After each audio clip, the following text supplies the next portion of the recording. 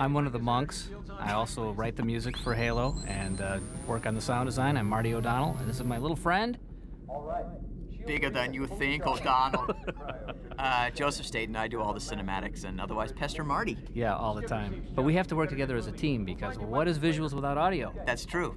Good point. And this is an excellent example of just that, right, that relationship, This Marty. opening, somewhat cutscene, but you still have control of the camera, but action is still happening on the screen. Hey, this actually happens a lot in the first level, which is what we're seeing now. The player is actually taking camera control away from me, right, which makes me nervous. But at the same time, sets up really cool cinematic moments that we've just essentially set up different things that are going to happen in the environment, be they explosions that trigger when you run by them, or guys that run up to you and have something important to say, little in-level cinematic moments. Every piece that of are very shrapnel cool. has its own metallic hit sound when it hits, and you know where it's hitting because you have surround sound on, everybody, right? Don't badger them, Marty. Oh, if they well, have sorry. the system, they'll use it. It's a good system. But really, this whole first part of the game, when you're on your ship, the Pillar of Autumn, this big, massive, kilometer-long cruiser, you are essentially being boarded by the aliens, and we really wanted to give the player in real time that feeling of panic, terror as the aliens tear through your ship. And there's Mendoza. Mendoza, actually, the Marines each have unique personalities and names. And look at that throw. That's a great grenade throw. Great moment. So every time you meet a new Marine, he's going to, well, maybe have something interesting to say, but he's going to have a unique voice, and that voice will stay with him throughout his lifetime. Which is brief. If you're trying to protect them. Oh.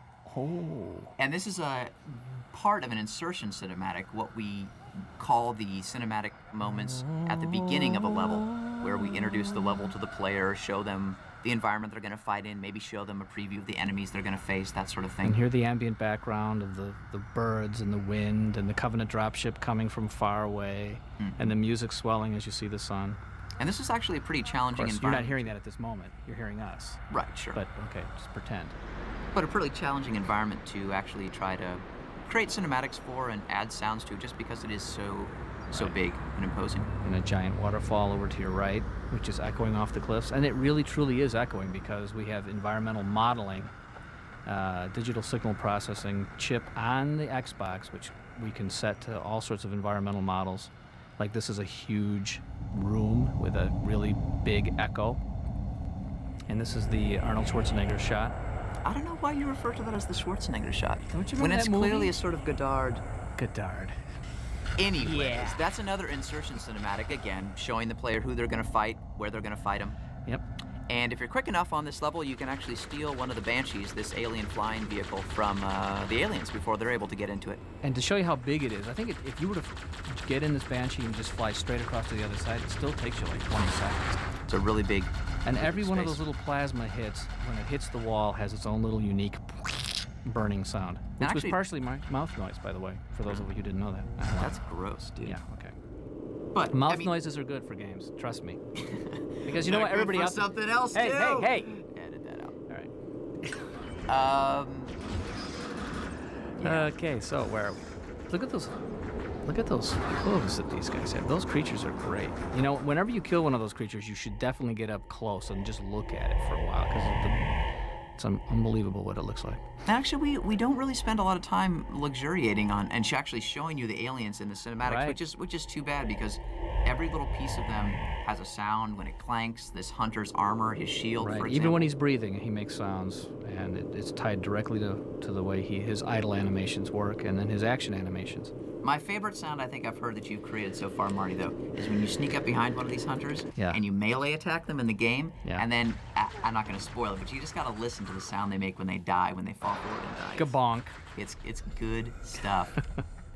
Think watermelon wrapped up in a big thing of tinfoil. Right, baseball bat. Hitting the ground. Yeah. So this is good here. You got the sniper rifle. You get in close. Hey, does this remind you of anything? Does this look familiar, Marty? Oh, yeah, but I was on that other end. Oh wait, if that didn't look familiar, does this look familiar? No. Oh, Martin! What? Oh. Ooh. Yeah, that should remind you of every single time you ever faced me in multiplayer, muchacho. I know. But that's because I actually spend my time working rather than playing till I get good. Hey, if you listen really close, I think you can hear the ice creaking. Yeah, and the snowflakes actually hitting the ice. Uh-huh. Every detail is in this game. And the cool thing about, well, I mean, this is just cool, right? This is totally cool. I'm sort of mesmerized by it. Take that, dang! Yeah. And actually, the first time I saw this, the ghost actually coming out of the thing. That's great. The physics are really fun to work with. So when we actually attach sounds and they work with the actual physics of the environment, that means the sounds do things that we weren't even planning on them to do once you start working with them in the environment. So as the hovercraft gets nearer and further away and bounces, the sound actually responds and crash. There you go. The sound of metal crashing into metal. What you're saying, Marty, is it's all about putting the puzzle pieces into place and then just letting the player go. Letting Jason Jones make it happen. There you go. He's the man. There you go. See, I know who's the kiss. Oh, sorry. And there's the tank that looks broken, but it's not. See, because he starts it up. And working on engine sounds for these things is also a blast because the engines, you can tell exactly what's coming at you from behind. Something's coming at you from behind. You can tell some little creature walking up to you or some huge tank driving up to you. You don't even have to see it.